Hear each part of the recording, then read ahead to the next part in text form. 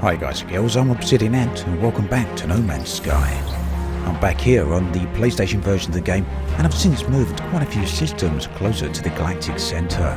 I've made a few discoveries along the way, as well as upgraded both my ship, my exosuit and of course my multi-tool. Making money or units really hasn't been too much of a problem, and we'll get into that a bit further into the video. Here you can see some of the upgrades I've got on the ship. It could do with quite a few more upgrades yet, but my exosuit is the one I'm quite pleased with. 27 slots is quite nice to be getting on with, and of course here is my little multi-tool. Now do be aware, if you haven't played the game too far through, I will be going through a few things on here that you may consider spoilers. There's a few areas on some of the planets, as well as some anomalies in space that may also be something you haven't seen yet, so do keep that in mind. Since the release of the game last week, there's been an unavoidable amount of controversy and arguments and debate on the internet as to the game itself, as well as the massive amounts of hype that surrounded it prior to its release. It's a subject that just about everyone has spoke about and weighed in on. It's not something I've mentioned myself just yet, and well, to be honest, I think just about everything that can be said has been said. Suffice to say, what has been going on is certainly very much a reflection of the current state of the games industry, and that includes both the businesses as well as the players themselves. But I'm not here to point fingers. It's not really a subject I want to get too heavily into right now, but I think the bottom line is whether or not you actually enjoy the game, and that's a personal opinion. Of course, there's quite a few people out there that really don't, and there's a lot of people out there that really do, and I personally fall into the camp that really does like the game. That said, I can totally understand and relate to the people that might not like the game so much. I can certainly see where they're coming from. At any rate, here we are with our small attempt at anthropology, our attempt to understand the another civilization. And what has this got to say for itself? I convulse as I reach out and touch the beautiful stone marker, my mind filling with a deadly knowledge of the true history of the Gek. We are the masters of the galaxies, the overlords of the cosmos. Each foe will submit on bended knee to the almighty Gek dominion. We are the firstborn. Look upon our works and despair. They sound like a lovely peoples, don't they? A bit like this creature I found here. Sort of creature that might send you running if you were to come too close to it. Whether or not it was friendly, it doesn't look that pleasant, does it? Fortunately, it was on the skittish side and soon ran off. Like many people, I've come across planetary surfaces of all the different types. I started off fortunately on a garden world. This one is a little bit more sparse, but I've also been to some very barren worlds indeed, some with no fauna and some with no plants. And a few with some very aggressive sentinels that just shoot at you rather than look at you. Now, whilst I can't deny that the game here could certainly use with a bit more variety in terms of its bases and what's going on within its bases, there's certainly a few nice little touches here, and I really do like what we come across here. It speaks of something going on within the greater galaxy. Now, the planets are certainly not hustling and bustling, and some of them are quite empty, though for me it's the text and the things here that really speak to the history of the world. It looked like a wound on the world, crimson and ragged edge, like something that once lived but was then torn asunder. I should have stayed away. Had I the senses to taste the air of this planet, I imagine it would have reeked with some kind of alien fetor, but nothing could stall my curiosity. Was it dead? Where I touched it, the surface was moist and yielding. It seemed to become mottled then, crawling on a mat of slow scylla, moving from me. I should have left it alone. So here I've gained a nice little upgrade. This one will increase the amount of time that I can actually spend underwater. And I don't know if many of you have actually seen the underwater locations, but they are pretty nice indeed. I've come across a few of them. In fact, I've come across one water world which is about 90% water, and you actually should be quite careful which island you land on in case there was no further fuel there. Now, I've spoken before about the flight mechanics in this game and how they're rather simplistic, and although I've got a bit of a taste for it, I quite like it. It could do with some substantial improvement, including the ability to basically take full control over your ship. I'd love to get down to the surfaces and fly much closer. I'd love to fly through some canyons and under some of the arches and even partly into some of the larger caves if I wanted to take the risk. Unfortunately, the game doesn't allow you to do that.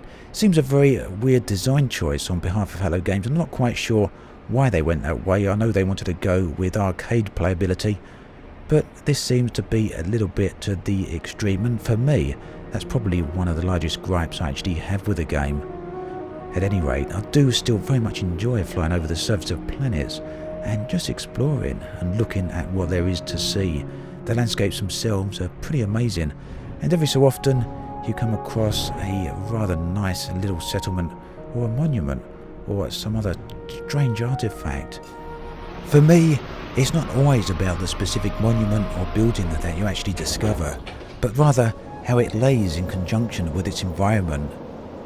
I look at a place like this and it's immediately very impressive to me. I'm a bit of a photographer. I do go out and take a lot of photos of nature, and if I was able to land on a planet like this one, I'd certainly be right here taking a lot of photos. So it's certainly not gameplay in the strictest sense, but sometimes playing a game is not about playing the game mechanics, but it's about playing within the world that's been created.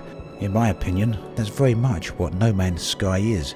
It's more than the sum of its parts, and I find the focus is very much on the world that has been created rather than the gameplay that's inhabited within it. I'm not sure if that's what the developers are actually going for with the game, although I suspect it certainly played a very large part. Now, what this is at this point, I really don't know, although I've heard tell that it's a portal of some kind, and it seems that no one really knows exactly how it works or how it functions at the moment. So I guess that's something that will be revealed in time. Moving on then to another system.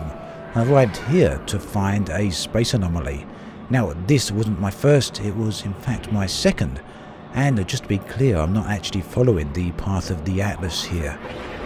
If you want to get back on the path of the Atlas, if you've strayed from it, you can actually do so from one of these anomalies, but I've personally chosen to keep clear of that for the moment, and it's probably something I'm going to follow on my PC playthrough.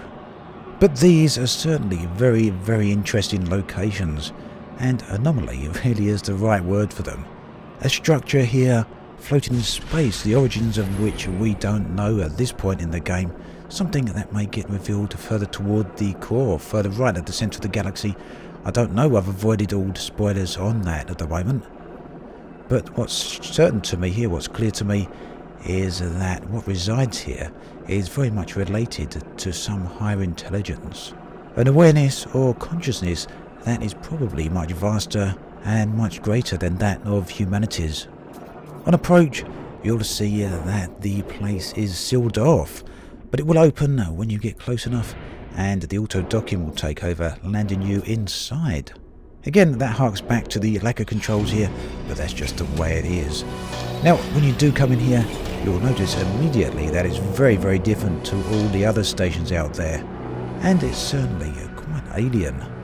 Not alien in the sense of the Gek or the Vakeen, but alien as in something that is very different to what we are ourselves.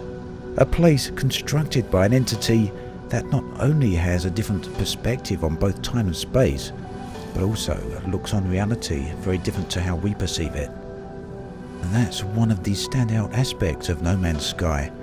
It's sci-fi from a different age, sci-fi from a previous decade. It's something which has perhaps been partially lost from modern entertainment, so it's very nice to see it stand out here.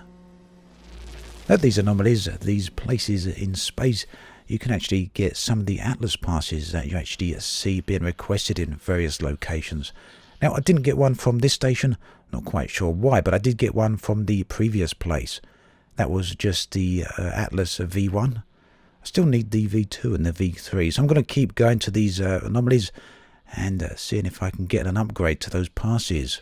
These anomalies can actually be quite difficult to find.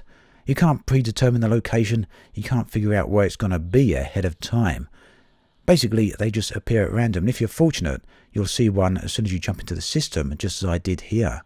These rooms do have a rather annoying buzz in the background. It does sound a bit like an audio problem of some type, so do be aware that's not my video, it is this location. I've actually turned it down quite a bit. What we can also do is talk to these guys here, and if you want, these will put you back on the Atlas path. But if you don't want to do that, they will also grant you resources or show you where to find a black hole, and black holes can be used as shortcuts to get you a little bit closer to the galactic center. And it's precisely the shortcut that I asked this guy for. Although I did have a moment's hesitation as to perhaps thinking I should ask for aid in exploration. But ultimately the black hole it was. And these locations will actually be marked on your galactic map the next time you take a visit. Usually the black hole is a few jumps away. It might not necessarily be in the next system, but it will take you a few jumps to get there. And just look at that. Gotta admit, I'm a very big fan of both the lighting and the colouring of this game. It's very, very surreal. Space then. For the most part, it seems to just be a place that links locations together, different planetary surfaces, which can simply travel through a very fast pace to get you from A to B. But I like to try and use it for something more than that. I like to just fly around, shoot up a few asteroids, and see what there is to discover out here. It seems to be a bit sparse at the moment, but we do know that there is more content coming later, and hopefully that will give us more interactions within space. But here I've got some hostiles on approach, some pirates that want my cargo. Now, for those of you that have seen my Elite Dangerous videos, you will know that I pretty much suck at space combat, and I'm no different here when it comes to No Man's Sky. But I have got a few upgrades on the ship here, most notably on the weapons, and I make quite short work of these guys with the beams. Ultimately, I really need to take a look at my ship's upgrades and rework on the shields. The shields seem to go down very, very fast, but at the moment they're pretty much on their basic level. There's a few other upgrades I can add in here. Now, one of the problems perhaps with No Man's Sky is how it interlinks gameplay and how it interlinks the game world itself. The game world is very, very vibrant, very, very cohesive, and all the different locations link very smoothly and seamlessly to each other. It's the gameplay itself that perhaps is a bit more disconnected, and you can really go quite extensive times without much going on. That said, I've always found games to be about moments, those occasions which stand out, the ones that stay with you long after you've closed the session. And it's here, from my perspective at least, that I personally feel that No Man's Sky really does stand out. It's a great world that gives you endless different moments, some which are fleeting and some which last for quite a long period of time. All of them though which can stay with you as quite unique and certainly a very impressive gaming moments. Now that is something which scripted games strive to achieve, and the best of them handle it really, really well. But perhaps open worlds can handle it even better when all of the unique elements come together as one cohesive whole, giving you some sometimes surprising and often very special unique gaming moments. And No Man's Sky is full of those moments, whether it's unexpectedly flying along with some NPC ships or finding an area rich in resources among a densely planted area at the moment a tropical storm arrives. And then of course are the breathtaking landscapes and stunning horizons which can appear quite suddenly when you least expect it.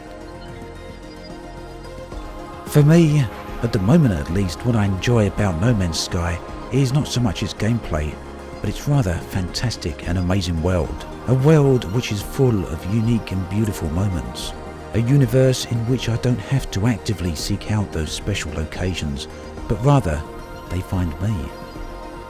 And right from its very first reveal, this was something that I was hoping the game would be able to deliver. It's an area where, in my eyes at least, No Man's Sky managed to stand hand in hand with only a very few select games that managed to achieve this. As always, thanks for watching, and I'll catch you guys and girls next time.